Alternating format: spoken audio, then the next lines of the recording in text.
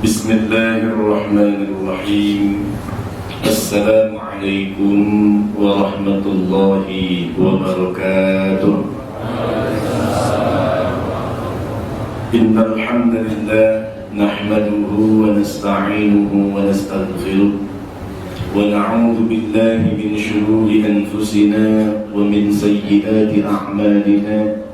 Man yahdihillahu fala mudilla lahu ومن يضلل فلن تجد له وليا مرشدا أشهد أن لا إله إلا الله وأشهد أن محمدا عبده ورسوله قال الله تعالى في القرآن الكريم أعوذ بالله السميع العليم من الشيطان الرجيم يا أيها الذين آمنوا اتقوا الله ولتنظر نفس ما قدمت لغد واتقوا الله إن الله خبير بما تعملون.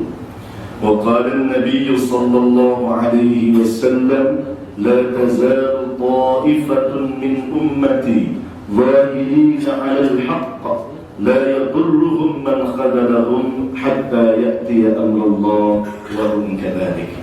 Shadaqallahul azim wa shadaqa rasulul karim. Bapak Ibu semua, apa kabar semuanya? Alhamdulillah, luar biasa. Wasyukru ala ni'amillah. Pada kesempatan sore hari ini, walaupun kita lepas dari pekerjaan kita hari ini, tapi alhamdulillah di tengah lelahnya kita, di tengah capeknya kita, di tengah mungkin banyak tugas yang hari ini harus kita kerjakan, tapi Allah masih mengizinkan kita untuk hadir di majlis ini. Mudah-mudahan setiap langkah kaki kita menuju tempat ini, waktu yang kita sisihkan bersama untuk hadir di sini dicatat oleh Allah Subhanahu wa taala sebagai amal saleh. Dan juga mudah-mudahan ini merupakan investasi kita. Langkah-langkah ini merupakan langkah-langkah besar kita menuju surga Allah Subhanahu wa taala. Amin. Sebagaimana sabda baginda Rasul, "Man salaka tariqan yaltamisu fihi ilman, sahhalallahu lahu tariqan ilal jannah." Barang siapa yang menempuh suatu jalan di mana ia hendak mencari ilmu, maka Allah akan memudahkan baginya jalan ke surga. Amin ya rabbal alamin. Salawat dan salam pun semoga tercurah limpah kepada baginda tercinta Habibana wa Nabiyyana Muhammad sallallahu alaihi wasallam, uswah dan qudwah kita semuanya, sang inspirator besar yang telah membawa umat ini dari kegelapan jahiliyah menuju cahaya terang benderang di bawah panjian Islam. Bapak Ibu yang Allah Subhanahu wa taala muliakan, kita tahu hari ini atau mungkin 2 hari yang lalu kita sudah mulai menyongsong tahun yang baru, tahun 2018, dan kita meninggalkan tahun yang lama 2017. Tentu bagi kita orang yang beriman ini merupakan sebuah momentum muhasabah, evaluasi, sekaligus juga proyeksi. Bagaimana kemudian kita melihat apa yang sudah lalu sebagai pelajaran, dan kita memandang masa yang akan datang, bagaimana kemudian kita merencanakan sesuatu yang lebih baik lagi. Dalam hal ini Allah Subhanahu wa taala berfirman dalam Quran surat Al-Hasyr, di mana Allah mengatakan, "Ya ayyuhalladzina amanu taqullah." Wahai orang-orang yang beriman, bertakwalah kamu kepada Allah. Wal tanzur nafsum ma qaddamat lighad. Dan hendaklah setiap jiwa melihat apa yang sudah lalu untuk kemudian lihat menata hari esok. Dan kemudian Allah mengatakan lagi, wattaqullah, dan bertakwalah kepada Allah. Innallaha khabirun bima ta'malun, karena Allah mengetahui atas apa yang kita lakukan. Dalam ayat ini ada 2 makna, di mana kita pertama harus mengevaluasi masa lalu, dan yang kedua bagaimana kemudian kita memandang masa depan. Ini yang kemudian tidak boleh lupa dilakukan oleh seorang muslim. Bahkan dalam ayat ini, untuk mengevaluasi masa lalu dan menatap masa depan ini, Allah apit dengan 2 perintah takwa. Ittaqullah wa tanzur nafsum ma qaddamat lighad wattaqullah. Perintah takwa ini mengapit wal tanzur nafsum ma qaddamat lighad. Ini maknanya apa? Bahwa sesungguhnya mengevaluasi masa lalu untuk menatap masa depan itu adalah satu urgensi yang sangat penting, sama dengan urgensinya takwa. Dan sedangkan orang-orang yang bertakwa itu adalah orang-orang yang berbahagia. Bapak Ibu yang Allah Subhanahu wa Ta'ala muliakan, maka dalam hal ini saya ingin bertafakur dengan apa yang Allah Subhanahu wa Ta'ala sampaikan kepada kita dari surat yang pertama, ayat yang pertama. Seperti kita mengawali sholat pasti dengan surat ini, yaitu surat Al-Fatihah. Al-Fatihah sendiri maknanya apa? Pembuka. Dan kemudian Al-Fatihah ini, ayat yang pertama, jumhur ulama mengatakan itu adalah Al-Basmalah, atau lafaznya adalah Bismillahirrahmanirrahim. Kita sedang mengawali tahun baru ini, dan mari kita bertafakur dengan lafaz Bismillah ini.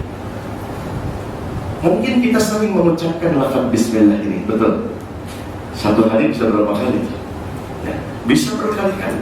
Bahkan dalam setiap amal kita mengulang-ulang lafaz Bismillah ini. Kita mau makan, Bismillahirrahmanirrahim. Kita mau minum, Bismillahirrahmanirrahim. Kita mau berangkat kerja, Bismillahirrahmanirrahim. Kita mau menulis juga Bismillah, dan lain sebagainya. Kita mengawali hampir setiap amal kita dengan Bismillah. Lalu apa makna Bismillah ini sebenarnya? Sekarang saya tanya, Bismillahirrahmanirrahim itu artinya apa? Apa? Dengan nama atau dengan menyebut nama Allah yang Maha Pengasih lagi Maha. Pertanyaan saya, coba perhatikan kalimat ini. Apakah ini sudah menjadi kalimat sempurna atau belum? Maksud saya begini, dalam ilmu bahasa Arab sebut saja begitu, ada yang namanya kalam. Kalam itu adalah gabungan kata yang bergabung membentuk makna sempurna. Ada yang dinamakan kalimat. Kalimat itu adalah kata. Satuan dari kalimat itu kata. Kalimatun. Kemudian bahasa Indonesianya adalah kata. Ya, sedangkan kalimat bahasa Indonesia, bahasa Arabnya kalam atau jumlah. Nah, pertanyaan saya, Bismillahirrahmanirrahim, dengan menyebut nama Allah yang Maha Pengasih lagi Maha Penyayang ini adalah kata atau jumlah? Kata atau kalimat?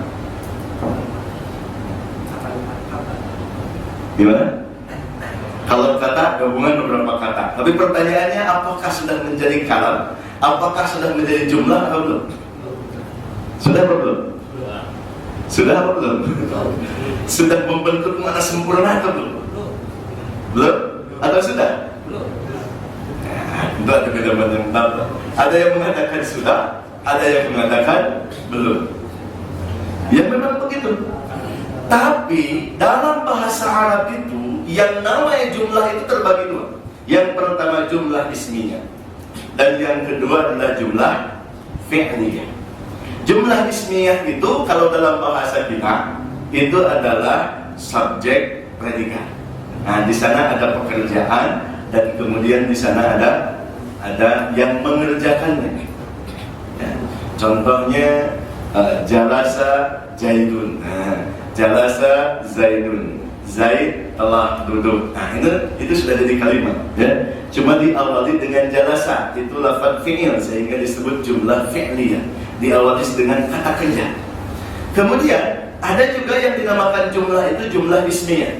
Jumlah ismiyah itu artinya mubtada sudah ada khabar. Kalau dalam bahasa kita itu mungkin diterangkan menerangkan. Contohnya itu adalah mobil. Nah, itu adalah mobil. Itu menerangkan mobil diterangkan. Nah, DM atau MD itu namanya jumlah. Jumlah ismiyah, jumlah fi'liyah. Sekarang saya tanya, Bismillahirrahmanirrahim. Andaikan ini jumlah, andaikan ini kalam, maksudnya kata kelima. Ada kata kerjanya tidak? Dengan menyebut nama Allah yang Maha Pengasih lagi Maha Penyayang. Andaikan kemudian ini jumlah ismiyah, mana mubtadanya, mana khabarnya? Jadi kira-kira Bismillahirrahmanirrahim sudah berbentuk jumlah atau tidak? Belum. Tapi kenyataan ini satu ayat sempurna. Kenyataannya ini satu ayat sempurna. Jadi sebetulnya ada pelajaran apa di sini? Betul. Secara gabungan kata, makna secara kasat mata, Bismillah ini belum menggambarkan makna yang sempurna. Tetapi Allah mengatakan lafaz bismillah ini dalam satu ayat sempurna. Berarti ini kalam. Pertanyaannya, lalu apa makna yang terkandung di sini? Makanya disinilah kita akan mengetahui dari tafsir bismillah begitu sangat ancang luar biasa. Tafsir bismillah. Ulama mengatakan, Syekh Imam Al-Baghawi yang mengarang kitab tafsirnya, beliau mengatakan bahwa kalau Al-Quran, semua Al-Quran dikumpulkan dan diresume, maka resumenya ada dalam satu surat saja, yaitu surat Al-Fatihah. Sehingga Al-Fatihah disebut dengan Ummul Quran atau Ummul Kitab. Ibunya Al-Quran, induknya Al-Kitab. Dan kalau seandainya kita membuat resume dari seluruh surat Al-Fatihah ini, semua kita akan kumpulkan dalam satu ayat pertama, yaitu Bismillahirrahmanirrahim. Dan andaikan kemudian kita simpulkan dari seluruh lafaz Bismillahirrahmanirrahim, maka kemudian ada terletak semuanya kesimpulannya dalam satu huruf pertama, yaitu ba, bi. Padahal di sini adalah mu'allaq, harfun jar, kata penghubung dengan, bi itu dengan arti seperti saya menulis dengan pensil. Saya subjek, menulis predikat dengan, nah itu kata sambung, kan begitu. Pensil, itu apa pensil? Dengan pensil keterangan, lah begitu ya. Nah cuma dengannya itu adalah kata sambung. B ini kata sambung sebetulnya, yang pada umumnya pasti B ini ada kalimat awalan. Karena B ini mu'allaq, artinya menghubungkan kata setelahnya dengan kata sebelumnya. Tapi ternyata dalam bismillah ini tidak ada kata awal-awal. Inilah yang kemudian kita sebut dengan makna al-mahdhuf, makna yang kemudian tidak ditampakkan di dalam lafaz bismillah ini. Oh, kalau begitu maknanya bisa luas. Betul. Makanya ba ini memiliki makna yang sangat dalam. Andaikan kemudian kita kaji ba dalam lafaz bismillah ini, maka kemudian akan sangat memiliki makna yang sangat luas sekali. Makanya dalam kitab Syarah Jurmiyah itu dijelaskan bagaimana para ulama cara membaca bismillah. Bisa sampai 8 bentuk cara membaca Bismillahirrahmanirrahim. Kalau dilihat dari kaidah bahasa, bisa sampai dibaca sampai 8 bentuk. Pertama, Bismillahirrahmanirrahim, itu sebagaimana kita mafhum. Tapi ternyata bisa juga lafaz bismillah ini dibaca Bismillahirrahmanirrahim. Ternyata bisa juga dibaca Bismillahirrahmanirrahim. Tetapi ada yang tidak boleh. Dari sekian banyak perbolehan, yang tidak boleh itu Ibnu Malik mengatakan fa in rafa'ta awwalan la tansiba. Andaikan kita menyebutkan yang pertama ar-rahmana, maka kemudian la fa in rafa'a ar-rahmanu, kalau seandainya yang pertama kita baca dhammah atau rafa, yaitu bismillahirrahmanu, maka fala tansiba. Yang keduanya tidak boleh ar-rahimah. Itu saja yang tidak boleh. Sisanya boleh. Kenapa kok jadi banyak begini? Karena di situ ada makna-makna yang dibuat.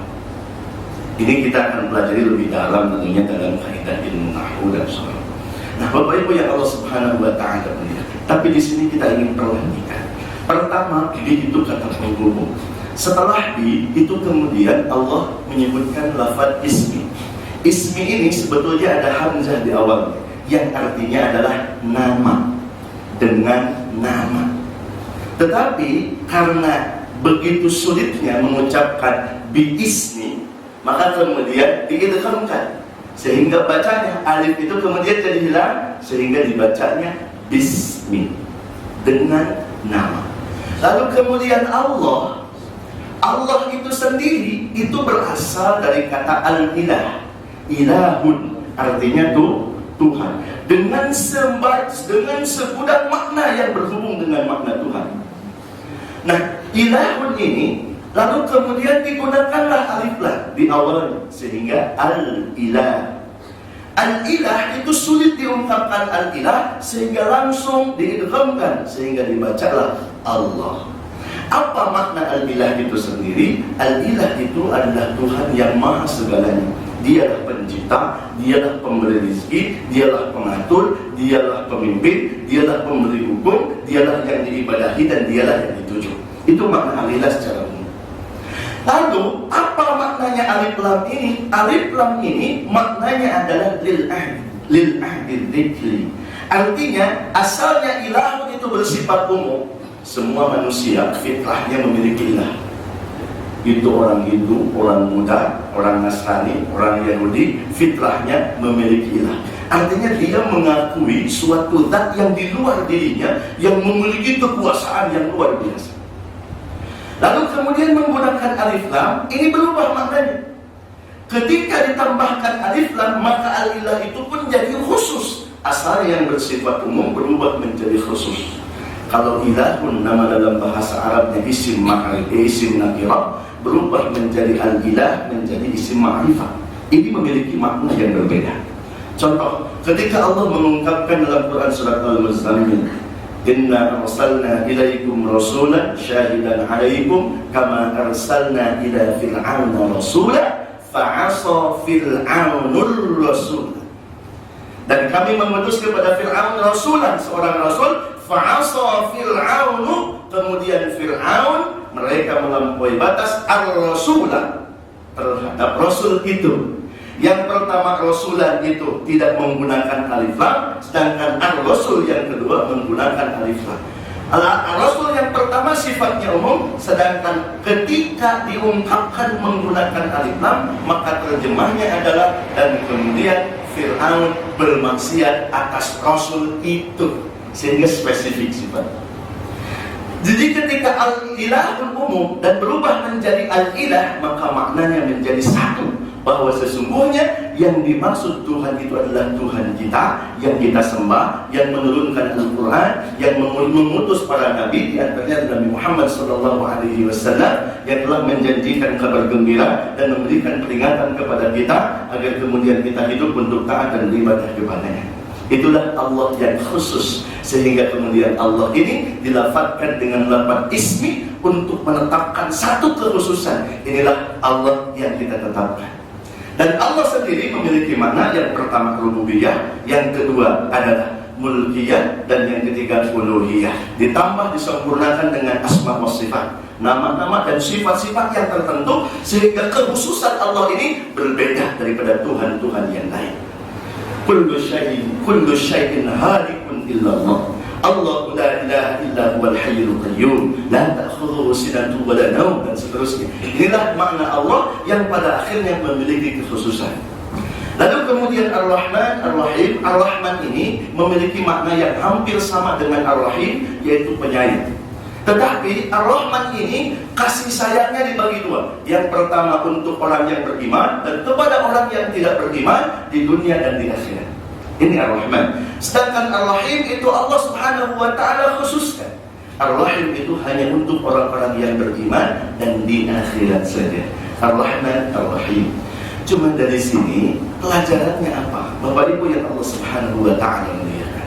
Kenapa Allah Subhanahu wa ta'ala tidak memulai kata-kata sebelumnya atau kalimat sebelumnya sebelum lafaz bismillah?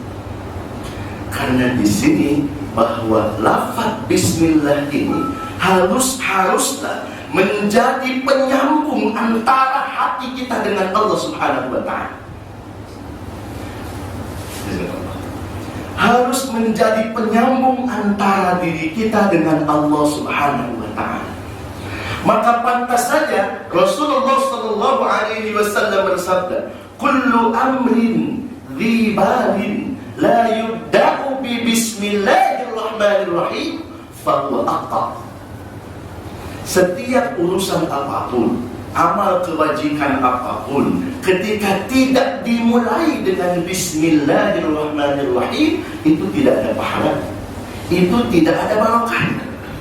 Kita ngaji duduk di sini, duduk Bapak Ibu di sini, dan kemudian gek saja, duduk saja, dan kemudian kita tidak mengucapkan bismillah, maka terputus pahalanya, tidak ada pahala. Kita makan bisa jadi ibadah? Makan bisa jadi ibadah? Jelas. Tetapi ketika kita makan, kita tidak mengucapkan bismillah, langsung celepak begitu selalu Sunda begitu ya. Maka kemudian terputuslah pahala, terputuslah barokah. Kalau kemudian kita menulis adalah sebuah kewajiban, kita menulis. Tetapi ternyata ketika hendak menulis, kita tidak memulai dengan lafaz Bismillahirrahmanirrahim. Itu pun apa? Terputus. Loh, kenapa demikian? Karena bismillah ini memiliki makna apa Ibu? Menyambungkan antara diri kita dengan Allah Subhanahu wa Ta'ala. Dengan menyebut nama Allah. Tidak ada kata-kata sebelumnya. Intinya seluruh amal apapun kita harus sambungkan dengan Allah Subhanahu wa Ta'ala. Kalau seandainya kita mau belajar, duduk lalu kemudian kita ucapkan Bismillahirrahmanirrahim, maka sesungguhnya kita sedang menyambungkan duduk belajar ini dengan Allah. Ya Allah, aku duduk itu karenamu ya Allah. Aku untuk taat kepadamu ya Allah. Kalau seandainya kemudian kita makan, ada hidangan di hadapan kita, lalu kemudian kita masukkan makanan itu ke mulut kita, dan sebelumnya kita ucapkan Bismillahirrahmanirrahim. Ya Allah, aku makan itu karenamu ya Allah, dengan namamu ya Allah, dan untuk mendapatkan ridhamu ya Allah. Maka secara otomatis ini akan menyambungkan antara kita makhluk dengan Khalik, akan menyambungkan diri kita dengan Allah Subhanahu wa Ta'ala. Maka pantas saja orang yang ada Allah di dalam hatinya itu akan berbeda dengan orang yang tidak ada Allah di dalam hatinya. Pernah mungkin di antara kita ada kalanya kita berangkat kerja malas, betul? Berangkat kerja malas. Ya, kadang-kadang kerja semangat, tapi kadang-kadang ibadah yang lain juga malas. Contoh, ada kalanya kita berangkat ke pengajian, malasnya bukan main. Betul tidak Pak?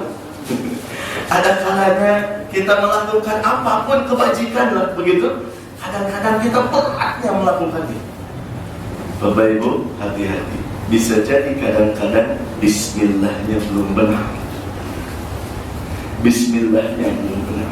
Coba bayangkan, andaikan kita benar-benar bismillah ketika hendak mencari ilmu, dan kemudian diawali di rumah kita atau dari kantor tempat kita bekerja, dan kemudian kita mengatakan Bismillahirrahmanirrahim, la haula wa la quwwata illa billah. Ya Allah, dengan menyebut namamu aku akan berangkat untuk menuntut ilmu.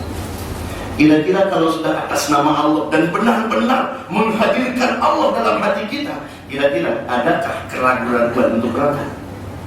Tidak. Bagaimana tidak? Rasul menyampaikan kepada kita, man salaka tariqan yaltamisu fihi ilman sahhalallahu lahu tariqan ilal jannah. Barang siapa yang menempuh suatu jalan untuk mencari ilmu, maka Allah akan mudahkan baginya ke surga. Jadi dia akan berpikir satu langkah saja menuju tempat ilmu itu satu langkah menuju surga. Apalagi dua langkah, apalagi tiga langkah. Dia akan merasa bahwa setiap langkah-langkahnya adalah langkah besar menuju surga Allah Subhanahu wa Ta'ala. Belum lagi dia lihat hadis yang lain. Inna Allah wa malaikatahu yastaghfiruna lil-talibil ilmi ridwan bima yasma'. Sesungguhnya Allah, kemudian para malaikat, bahkan makhluk-makhluk di langit, bahkan makhluk-makhluk di bumi, hatta al-hitanu fil bahri. Dalam kitab Tanbihul Ghafilin begitu, ya. Bahkan ikan-ikan yang berada di lautan yastaghfiruna lil-talibil ilmi ridwan bima yasma'. Mereka semua beristighfar untuk orang yang mencari ilmu karena ridha atas apa yang mereka lakukan. Coba bayangin diri kita, dosa tiap hari, betul kan? Dosa tiap hari, dosa mata, dosa telinga, dosa tangan, jahil sama orang begitu tiap hari, belum lagi lihat handphone, ya, dosa tiap hari lah begitu. Kalau seandainya kemudian kita istighfar, kira-kira diampuni apa tidak? Ya bisa dua, bisa diampuni sama Allah, ataupun bisa tidak, karena istighfarnya juga setengah hati begitu. Hari ini berdosa, istighfar, nanti berdosa lagi begitu. Itulah kita mengulang-ulang dosa tanpa henti. Hari ini dilakukan istighfar, mengulang. Bisa jadi Allah tidak menerima. Walaupun bisa jadi Allah menerima kita. Tapi coba bayangkan kita yang penuh dosa ini dimintakan istighfar oleh para malaikat. Mungkinkah doa para malaikat tidak dengar oleh Allah? Tidak. Mereka itu la ya'sunallaha ma amarahum wa yaf'aluna ma yu'marun, tidak pernah bermaksiat kepada Allah dan melaksanakan apa yang Allah perintahkan. Doa mereka mustajab.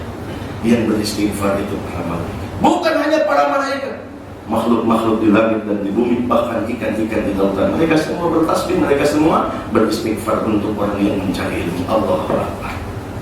Maka andaikan nih, orang mau belajar ilmu, mau mencari ilmu, tiba-tiba hujan besar, lalu kemudian dia sudah bismillah dan Allah sudah menghalu-halu di dalam hatinya, apakah kira-kira hujan itu akan menghalanginya? Tidak akan. Insya Allah. Ini baru hujan air. Di Palestina hujan batu kan begitu? Tentu luar biasa. Di Palestina hujan bom begitu dan sebagainya. Tentu tidak akan ada yang membuat kita lemah hanya sekedar hujan. Kenapa? Karena Allah sudah menghalangi. Maka pantas saja seorang pencari hadis, ya, dari satu hadis saja yang dia teliti belum tentu kesahihannya, dia harus berangkat dari negeri Syam ke negeri Yaman, Hadramaut. Perjalanan yang begitu jauh untuk memverifikasi sebuah hadis. Subhanallah. Kenapa? Ada Allah dalam hatinya. Ada kekuatan yang sangat luar biasa. Suatu ketika Rasulullah SAW mengangkat 3 panglima dalam sebuah peperangan yang bernama Perang Mu'tah. Panglima ini adalah panglima terbaik. Yang pertama yang diangkat oleh Rasul itu adalah Zaid bin Harithah. Siapakah Zaid bin Harithah? Zaid bin Harithah ini adalah seorang sahabat Rasul yang luar biasa, yang dijadikan anak angkatnya Rasul. Sampai-sampai Rasul pernah mengumumkan di depan Ka'bah, Zaid itu adalah putra Muhammad. Tetapi kemudian oleh Allah diluruskan turun wahyu yang tidak boleh menisbatkan yang bukan anak biologisnya.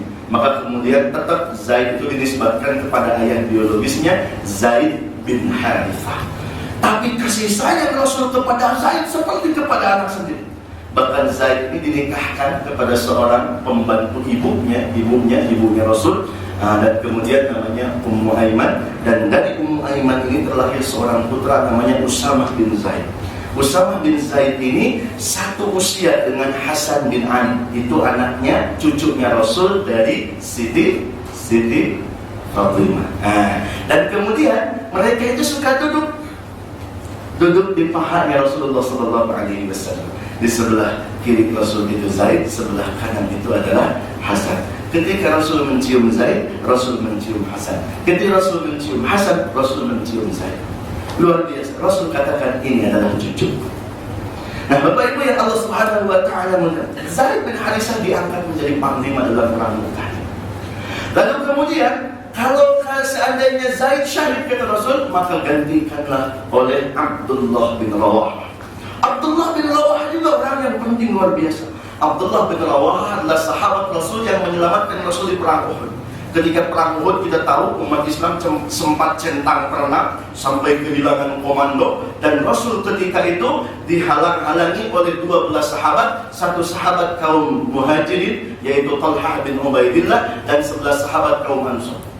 Dan ketika itu orang-orang musyrik Quraisy sudah mengetahui posisi Rasul. Apa yang terjadi? Seluruh tekanan dan penyerangan mereka fokuskan kepada Rasul dan 12 sahabat ini. Apa yang terjadi? Seluruh sahabat ini syahid. Bahkan yang terakhir Talhah bin Ubaidillah ini tidak membiarkan dirinya tersungkur jatuh, kecuali dia menahan seluruh serangan tombak, panah dan pedang sampai dalam tubuhnya tidak kurang dari 70 tusukan pedang, panah dan tombak di dalam tubuhnya sampai dia terjatuh. Dan kemudian ketika itu Rasul pun terluka. Disebutkan bahwa dalam Rasul pakai baju besi dan baju besinya terdalam dan berlumuran darah. Disitulah diisukan bahwa Muhammad mati ketika itu oleh orang-orang kufar Quraisy. Ternyata ketika dalam kondisi seperti itu, Abdullah bin Rawahah yang kemudian mengangkat Rasul dan menyelamatkan Rasul naik ke atas bukit. Dan ketika itu dia hendak membuka helm yang menyakiti Rasul, tapi ketika dibuka dengan tangannya dia khawatir menyakiti, sampai kemudian dia buka dengan gigi, ditarik itu baju besi dengan giginya sampai seluruh gigi serinya tanggal. Sehingga Abdullah bin Rawahah itu disebut sahabat yang nanti akan tersenyum di surga walaupun tidak bergigi. Sahabat yang ganteng tapi ompong. Itu sahabat Rasul Abdullah bin Rawahah. Nah kemudian kata Rasul, ketika Zaid syahid, Abdullah bin Rawah syahid, maka gantikanlah oleh Ja'far. Dan Ja'far ini siapa? Ja'far bin Abi Thalib ini adalah sahabat Rasul yang juga merupakan sahabat. Walaupun mereka berat, sulit, tetap mengupayakan untuk sholat di sana. Ada sebuah hadis dalam kitab Riyadhus Shalihin. Ini hadis tentang babul mujahadah, bab tentang al-mujahadah. Ada sebuah hadis dari Hudzaifah bin Yaman. Suatu ketika Hudzaifah bin Yaman sholat di belakang Rasul. Dan kemudian Rasul membaca surah Al-Fatihah. Beres Al-Fatihah, Rasul kemudian membaca surah Al-Baqarah. Al-Baqarah ini surat paling panjang. Berapa juz Al-Baqarah? 2 juz lebih ya? 2 juz lebih ya? Hampir 3 juz. Nah Bapak Ibu yang Allah Subhanahu wa Ta'ala muliakan, apakah Hudzaifah bin Yaman tidak merasa pegal? Merasa pegal juga. Dalam riwayat itu beliau mengatakan, kemudian Rasul membaca Al-Baqarah dan kemudian dia membaca sangat pelan dan kemudian menghayati bacaan. Lalu kemudian Hudzaifah bergumam dalam hati, la'allahu yarka'u indal mi'ah. Mudah-mudahan Rasul ruku pada ayat yang ke-100. Jadi bahasa bebasnya, Mas Al-Baqarah mau dihabisin kan begitulah. Mudah-mudahan pada ayat yang ke-100 beliau ruku. Ternyata ditunggu itu ayat yang ke-100, tiba ayat yang ke-100, tsumma Rasul melanjutkan bacaannya. Wah, nggak jadi nih ruku di ayat yang ke-100. Ketika kemudian dilanjutkan, dia pun bergumam lagi dalam hatinya, la'allahu yarka'u inda intiharil Baqarah. Mudah-mudahan Rasul ruku ketika Al-Baqarah ini beres. Ditunggu itu ayat Al-Baqarah sampai fansurna 'alal qaumil kafirin. Biasa agak panjang dikit. Sudah mau ruku kan mungkin begitu ya di hatinya. Ternyata tsumma madha wattasala ila nisa. Rasul melanjutkan bacanya masuk surah An-Nisa. Jadi enggak ke Ali Imran dulu, langsung ke An-Nisa. Hadisnya memang begitu. Masuk ke An-Nisa. Waduh, Rasul baca An-Nisa. Dalam pikirannya Al-Baqarah saja habis, masa An-Nisa setengahnya. Aduh ya Allah, mudah-mudahan ruku beres setelah surat An-Nisa. Ditunggu akhir surat An-Nisa. Isbiru wasabiru warabitu wattaqullaha la'allakum turhamun. Ternyata tsumma madha wattasala ila Ali Imran. Rasul melanjutkan lagi bacaannya sampai masuk surah Ali Imran. Subhanallah. Baru kemudian ditunggu terus sampai akhir Ali Imran. Summa raka'a, kemudian Rasul rukuk. Coba bayangkan Al-Baqarah, Ali Imran, An-Nisa itu berapa juz? 5 juz setengah. Kalau kita duduk sekali tilawah itu berapa juz? 1 juz misalkan di bulan Ramadan sekali duduk ngaji Quran 1 juz perlu berapa menit? Berapa? Hampir sejam ya.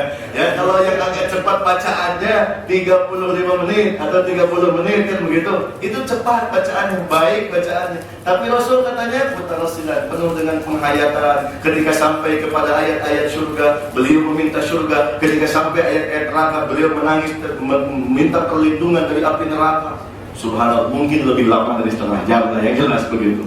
Coba bayangkan, itu kemudian kita menghabiskan 5 juz. Andaikan setengah jam saja 1 juznya, berarti berapa jam? 2,5 jam berdirinya doang.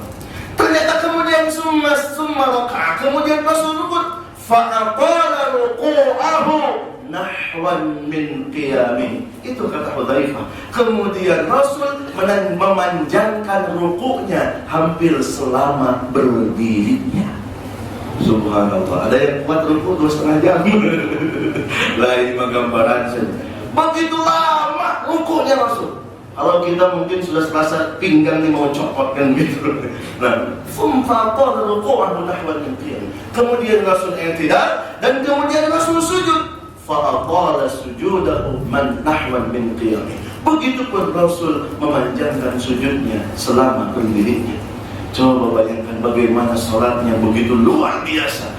Kalau seandainya tidak hadir Allah, rasa capek. Rasul itu begitu. Hudzaifah bin Yaman sampai begitu sangat memanjangkan sholatnya Rasul. Dalam riwayat yang lain, Kemudian beliau mengatakan, sehingga aku berniat hatta amantu bi amrin su'in, sehingga aku merencanakan sesuatu yang buruk. Orang yang mendengar hal ini dari Hudzaifah kemudian bertanya, "Madza aradta bi amrin su'in?" Apa yang kau maksudkan dengan amrin su'in? Sesuatu yang buruk. Apa kata Hudzaifah? "Uridu an usalli munfaridan wa ad'a." Saya ingin sholat sendirian saja dan meninggalkan Rasul. Enggak kuat katanya gitu. Coba bayangkan. Dan ternyata begitu pun Siti Aisyah radhiyallahu anha meriwayatkan bagaimana sholatnya Rasul. Ketika kemudian beliau sholat, itu hampir sepanjang malam, sampai kemudian kakinya bengkak-bengkak. Siti Aisyah sempat datang menghampiri Rasul dan mengatakan, "Ya baginda, wahai baginda Rasul, kenapa engkau beribadah sampai hampir semalaman? Engkau rukuk dan sujud, engkau berdoa berlinangkan air mata, bermanjil air mata sampai kemudian jenggotmu basah-basah, dan kemudian dadamu basah, tempat sujudmu juga basah, sampai kemudian kakimu bengkak-bengkak. Bukankah Allah telah menjanjikan kepadamu syurga? Bukankah Allah telah membebaskan kepadamu api neraka? Kenapa engkau sampai seperti ini beribadah ya Rasulullah?" Apa jawab baginda Rasul? "Ada uhibbu an akuna 'abdan syakura." Tidakkah aku ini ingin termasuk hamba yang bersyukur? Subhanallah. Jadi energi syukur itulah yang membuat Rasul bisa lama-lama salat, nikmat bermunajat kepada Allah dalam salat, berlinang air mata karena ada Allah Subhanahu wa ta'ala. Andaikan kita berdiri 2 jam tapi tidak ada Allah dalam hati kita, pegel rasanya. Kita sujud, kita ruku, tidak ada Allah dalam hati kita, pegel rasanya. Tapi ketika hadir Allah, maka akan ada sebuah energi yang sangat luar biasa.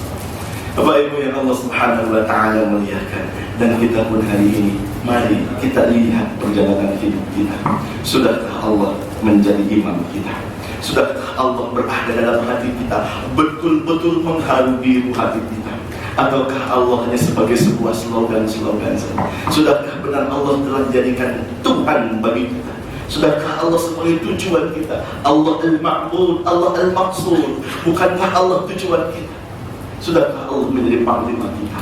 Andaikan belum, maka hidup ini akan terasa hampa. Kita akan ditimpa berbagai kesulitan, beban-beban hidup yang rasanya semakin lama semakin tidak berwujud. Tapi andaikan ada Allah, andaikan ada Allah, maka kita akan memiliki satu energi yang sangat luar biasa. Coba bayangkan, kita lihat hidup kita. Kita bekerja, kita Allah anugerahkan kepada kita waktu 24 jam. Dari 24 jam itu, apa yang kemudian kita isi? Waktu untuk bekerja berapa jam? 7 jam? 8 jam? Ya mungkin ada yang 10 jam, ada yang 5 jam begitu. Andaikan kemudian kita lihat masuk jam 8, pulang jam 5, itu jam berapa jam itu? Berapa? Ya, 9 jam, sebut saja demikian. Andaikan kemudian dari 24 jam, 8 jam kita gunakan untuk bekerja. Lalu sisanya untuk apa? Untuk tidur. Berapa jam tidur? Kita biasa tidur jam berapa? Tidur jam 10, bangun jam berapa? Jam 4. Berarti berapa jam tuh? 1, 2, 3, 4, 5, 6 jam. Nah, jadi sudah habis 8 jam, ditambah 6 jam. Jadi berapa jam? Berapa? 8, jadi 14. Nah, sekarang sisanya ngapain? Ya, nonton TV. Nonton TV berapa jam?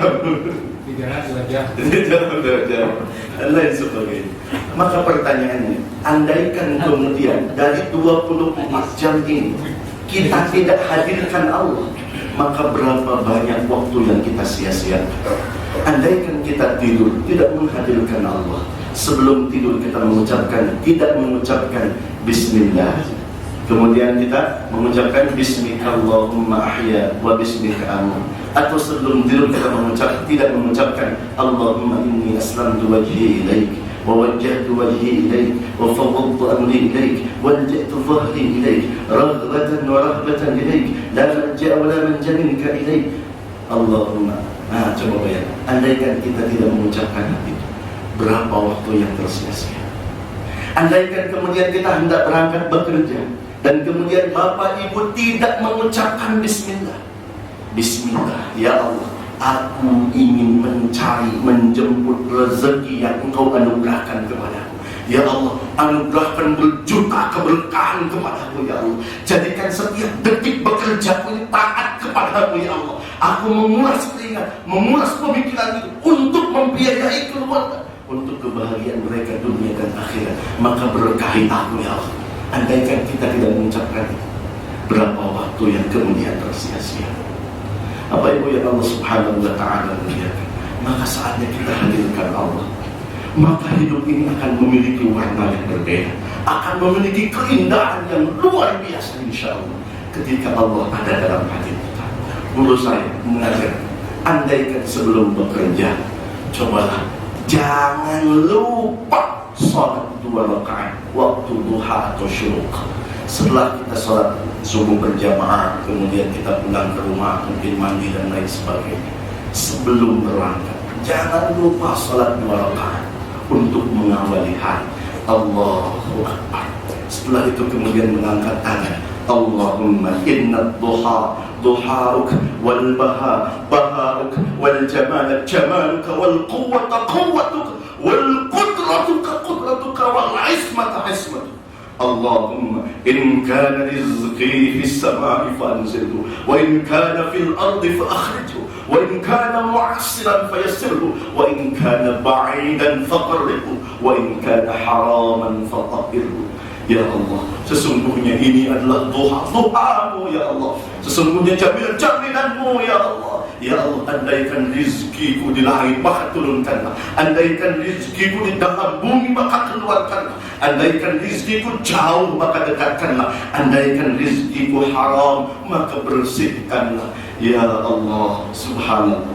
Rasakan itu sebagai sebuah doa yang benar-benar kita memanggil Allah. Kita menginginkan rizki ini halal, kita menginginkan rizki ini bersih, kita menginginkan rizki ini yang akan menghidupi anak dan cucu kita nanti dengan harta-harta yang bersih terbaik dari Allah subhanahu wa ta'ala, sehingga mereka menjadi anak-anak yang saleh. Subhanallah. Kemudian Bapak Ibu berangkat dengan mengucapkan Bismillahi tawakkaltu ala Allah, la hawla wa la quwwata illa billah. Dengan menyebut nama Allah, aku bertawakal kepada-Nya. Subhanallah, luar biasa. Maka insya Allah dalam satu hari itu antum semua berada dalam jaminan Allah subhanahu wa ta'ala. Bahkan dalam sebuah hadis disebutkan, orang yang menuntut rezeki dan kemudian betul-betul hadir Allah dalam hatinya, ketika meninggal di perjalanan farwa syahid, dan meninggal juga syahid. Subhanallah, luar biasa. Ketika seseorang mengais rezeki, memeras keringat, dan kemudian mengeluarkan seluruh potensi, subhanallah, maka setiap langkahnya akan ditinggikan derajat dan mengampuni dosa-dosa. Allah. Coba andaikan kemudian kita lupa Allah dalam amal, maka kemudian kita akan menyia-nyiakan banyak hal. Belum lagi ada rambu-rambu yang harus kemudian kita lakukan, pada akhirnya kemudian dilabrak. Kita sudah tidak mengenal lagi mana halal, mana haram. Andaikan bismillah sudah tidak ada di dalam hati kita. Maka oleh karena itu, ikhwatifillah, Bapak Ibu yang Allah subhanahu wa ta'ala, yuk hadirkan Allah, maka kita akan merasakan energi yang berbeda. Energi yang berbeda dalam hidup ini. Kita akan memiliki sebuah orientasi yang jelas bahwa destinasi terakhir kita adalah Allah, dan kita akan mempersiapkan sebaik-baik persiapan. Persiapan tazawwadu fa inna khairaz zadi taqwa, dan berbekal karena sebaik-baik bekal itu takwa kepada Allah Subhanahu wa ta'ala. Jadi Bapak Ibu yang Allah Subhanahu wa ta'ala muliakan, mari kita bumikan energi bismillah ini dalam hati kita untuk kemudian mengevaluasi atas apa yang telah kemudian kita lakukan selama ini yang banyak kesia-siaan, menuju kebermanfaatan, menuju kebernilaian, menuju sebuah orientasi utama mardatillah, ridha Allah Subhanahu wa ta'ala. Insyaallah dengan menghadirkan Allah dalam setiap amal kita, maka akan berbeda. Amal-amal kita berbeda dengan amal-amal yang lain. Amal-amal yang dilandaskan atas nama Allah itu berbeda dengan amal-amal yang dilandaskan atas nama makhluk, yang dilandaskan atas nama riya, sum'ah. Itu akan berbeda. Ketika ada Allah, maka kita akan memiliki energi yang luar biasa. Bapak Ibu yang Allah Subhanahu wa ta'ala muliakan, barangkali itu yang bisa saya sampaikan. Mohon maaf atas segala khilaf dan salah, dan mudah-mudahan majlis ini adalah kebaikan dan Allah pertemukan kita di tempat ini, dan kemudian juga kita berpisah karena Allah nanti, dan mudah-mudahan Allah pertemukan kita kelak di syurganya bersama-sama. Amin ya rabbal alamin. Hadanallahu wa iyyakum ajma'in wal 'afwu minkum. Wassalamualaikum warahmatullahi wabarakatuh.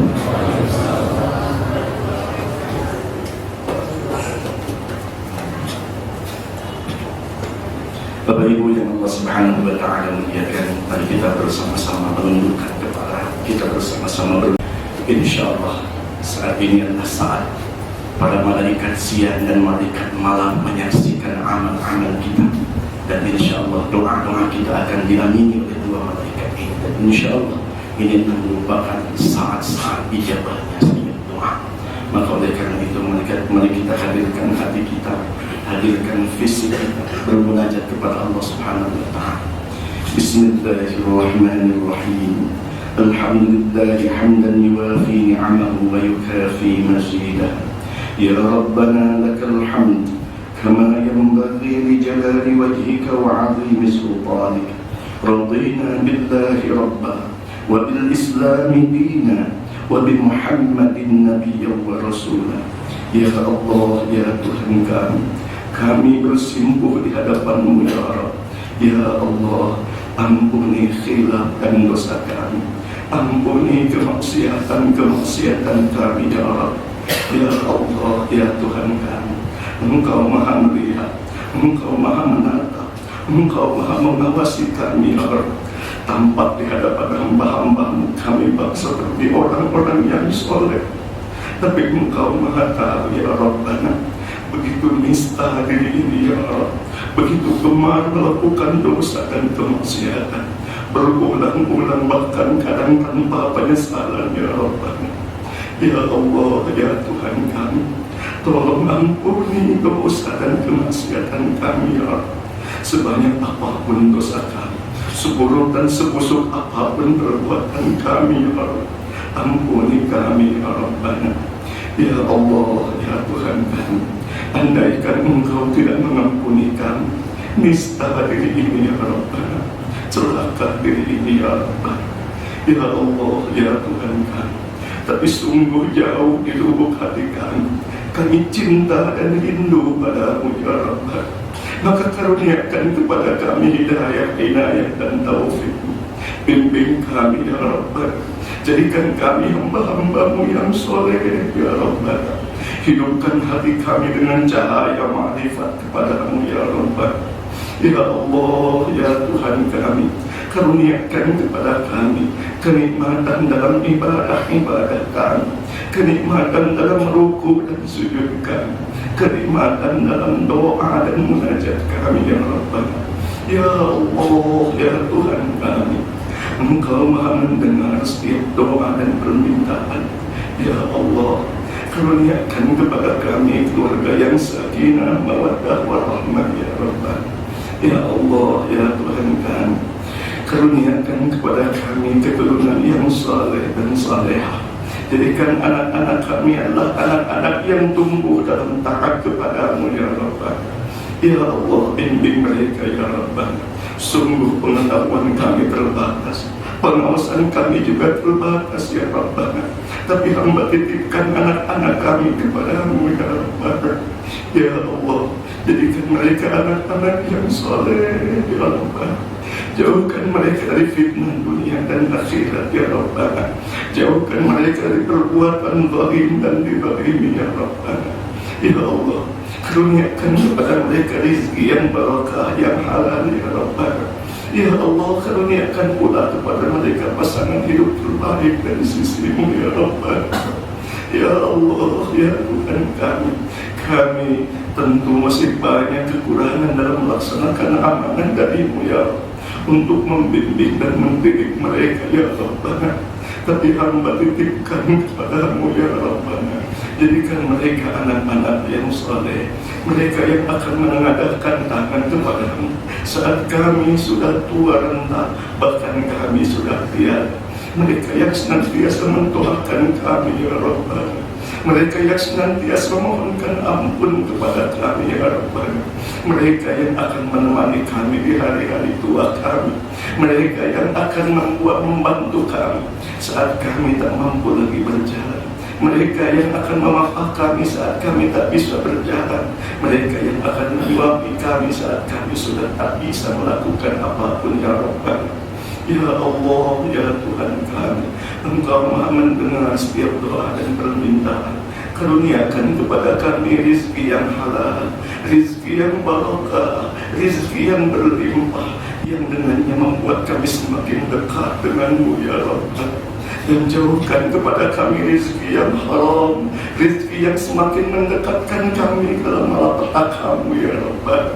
Ya Allah, ya Tuhan kami, kuatkan hati kami dalam ketaatan kepadamu ya Rabbana. Istiqamahkan kami di jalanmu ya Rabbana. Bimbing kami yang lemah dan tak berdaya ini ya Rabbana. Ya Allah, ya Tuhan kami, jadikan waktu usia yang Engkau masih anugerahkan kepada kami adalah saat-saat yang terbaik untuk taat kepadamu ya Rabbana. Ya Allah, ya Tuhan kami, dan jadikan setiap urusan kami ujungnya adalah kebaikan. Ya Allah, ya Tuhan kami, Engkau Maha mendengar setiap doa dan permintaan, maka kabulkanlah doa kami. Rabbana taqabbal minna innaka antas samiul alim wa tub alaina innaka antat tawwabur rahim. Rabbana atina fid dunya hasanah wa fil akhirati hasanah wa qina adzaban nar. Subhana rabbika rabbil izzati amma yasifun wa salamun alal mursalin walhamdulillahi rabbil alamin. Al-Fatihah.